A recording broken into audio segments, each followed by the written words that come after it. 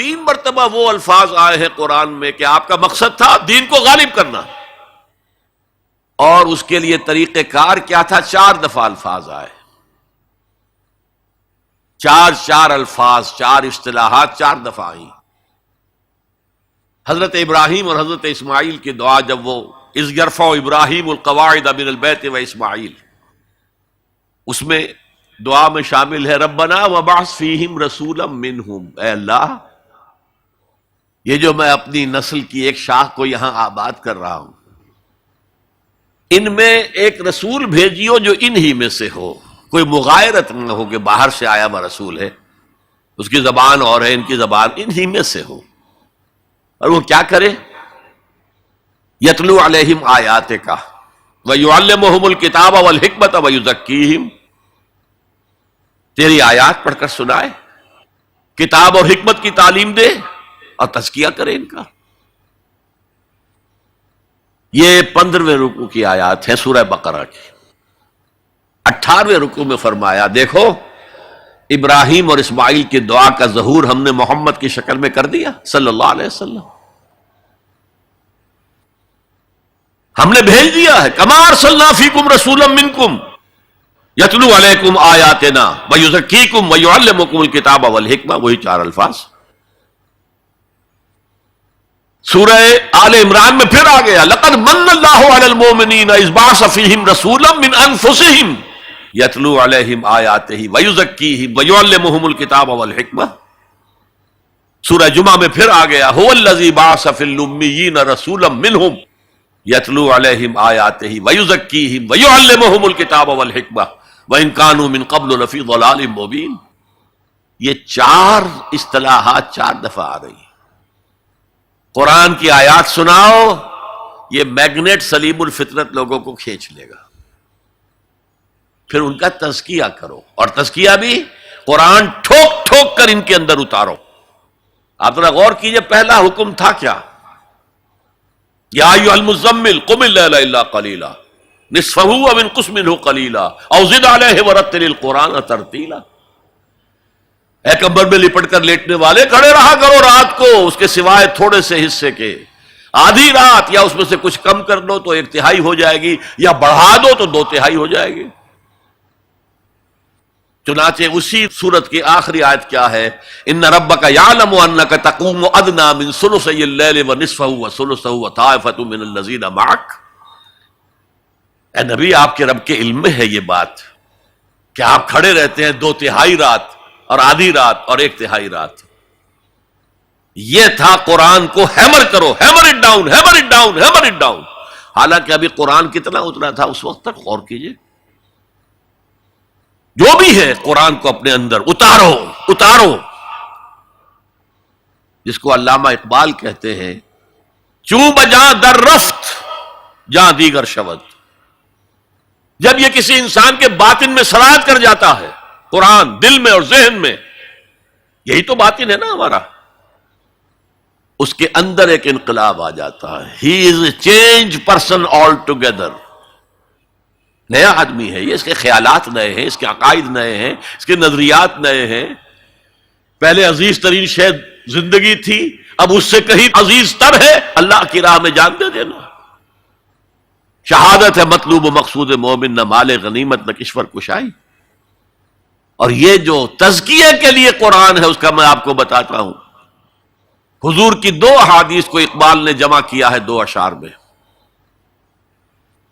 ایک حدیث میں آپ فرماتے ہیں ان الشیطان یجری من الانسان مجری الدم، شیطان انسان کے اندر خون کی طرح گردش کرتا ہے۔ ایک میں حضور نے فرمایا تم میں سے ہر شخص کے ساتھ ایک شیطان ہے۔ پھر میں وہی بات کہہ رہا ہوں، بڑی ہمت کی، بڑی جرت کی، بڑی جسارت کی، کسی نے پوچھ لیا حضور کیا آپ کے ساتھ بھی ہے؟ فرمایا ہاں ہے، لیکن میں نے اسے مسلمان بنا لیا۔ اب دیکھیے یہ 2 حدیثیں اقبال لے کر آ رہا ہے۔ کشتن ابلیس کار مشکل است، ابلیس کو مار دینا، ختم کر دینا بہت مشکل کام ہے۔ جہاں کہ او گم اندر اعماق دل است، وہ تو دل کی گہرائی میں جا کر ڈیرا لگاتا ہے۔ خوشتر عام باشد مسلمان اشکنی، بہتر یہ ہے اسے مسلمان بناؤ. کشتے شمشیر قرآن اشکنی، قرآن کی شمشیر سے اسے ختم کرو. قرآن بھی تمہارے اندر خون کے اندر سرایت کر جائے. تو اگر کینسر جو ہے جسم میں پھیل گیا ہے تو کوئی ایسی دوا جو پورے جسم کے اندر پھیل جائے اور ہر جگہ سے کینسر کو نکال باہر کرے، وہ قرآن ہے. اچھا، جب یہ دو کام ہو گئے،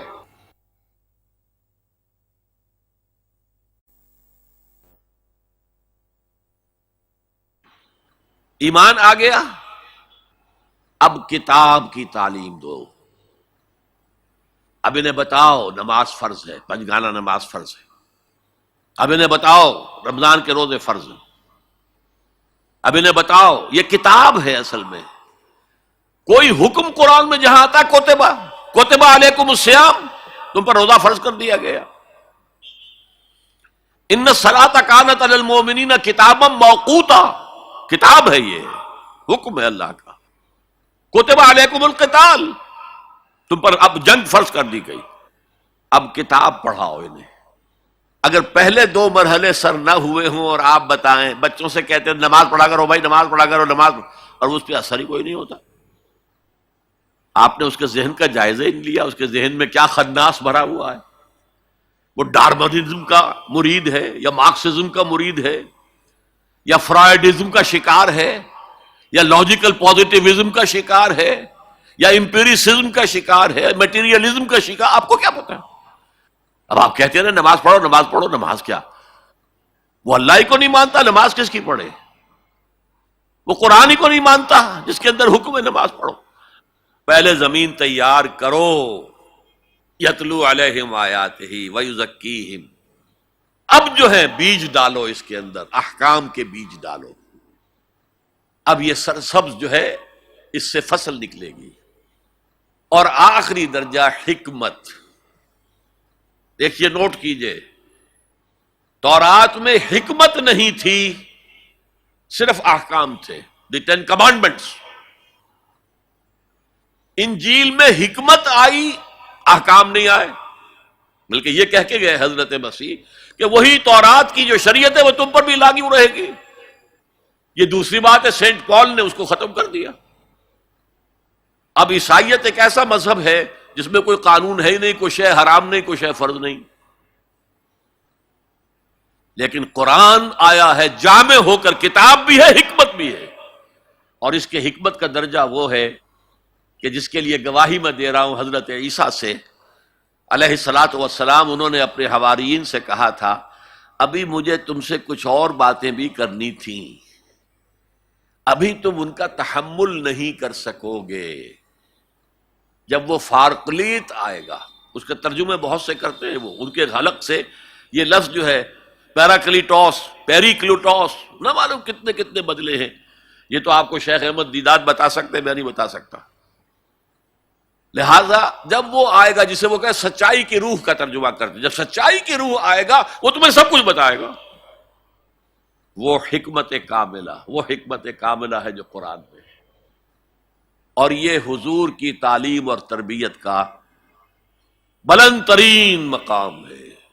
یتلو علیہم آیاتہ ویزکیہم ویعلمہم الکتاب والحکمہ. اس پروسیس سے حضور نے آدمیوں کو تیار کیا ہے، اور یہ سارا عمل قرآن کے گرد گھوم رہا ہے. یتلو علیہم آیاتی تو قرآن ہے ہی، تزکیہ کے لیے سب سے بڑا ذریعہ قرآن ہے. کتاب یعنی احکام سارے قرآن میں ہے، اور قرآن ہی میں حکمت بھی ہے. ذالک مما اوحینا الیک من الحکمہ، یہ ہیں وہ چیزیں ہیں محمد جو ہم نے آپ پر حکمت میں سے آپ پر نازل کی. یہ جماعت تیار کر کے اب ہے دوسرا مرحلہ، اب باطل سے ٹکرانے کا مرحلہ آ گیا. جماعت تیار ہو گئی، ایمان ان کے دلوں میں ہے، کوئی آرزو دل میں نہیں ہے سوائے اللہ کو راضی کرنے کے. شہادت ہے مطلوب و مقصود مومن، نہ مال غنیمت نہ کشور کشائی. ڈسپلن کا یہ عالم ہے کہ حضور اشارہ کر دیں اپنے خون کی ندیاں بہا دیں گے، تن من دھن قربان کرنے کو تیار ہے. اب اور معتدوے تعداد میں آ گئے ہیں، تب آپ نے نظام سے ٹکر مول لی اور اس نظام کو جڑ سے اکھیڑ کر پھینک دیا۔ بہت پیاری بات کہی ہے اکبر الہ آبادی نے، تو خاک میں مل اور آگ میں جل، جب خشت بنے تب کام چلے، ان خام دلوں کے عنصر پر بنیاد نہ رکھ، تعمیر نہ کر۔ ہمارے ہاں تحریکیں ہیں موبز کے ذریعے سے چاہتی کوئی چیز حاصل ہو جائے، خام دل، نہ ان کے دلوں میں ایمان، نہ ان کے عمل میں عمل صالح موجود، تو نتیجہ جو نکلے گا وہ پہلے سے معلوم ہے۔ صحابہ کرام مکے کے اندر خاک میں ملے، آگ میں جلے۔ یہ آپ کا ساحل قریبی ہے، یہاں پہ ریت ہوتی ہے نا، وہ ریت گیلی ہوتی ہے، اس کا آپ ایک گولا بنائیں اور شیشے پہ ماریں، شیشہ کھڑا رہے گا، وہ بکھر جائے گی ریت۔ اسی ریت کو آگ میں ڈال کر پکا لیجئے ذرا، وہ روڑا جو بنے گا وہ ماریے تو کوئی نتیجہ نکلے گا کہ نہیں؟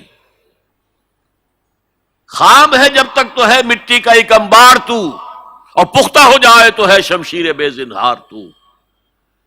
یہ ہے طریق محمدی صلی اللہ علیہ وسلم۔ آخری سٹیج حضور کے اس انقلابی عمل میں جنگ ہے، دو طرفہ جنگ۔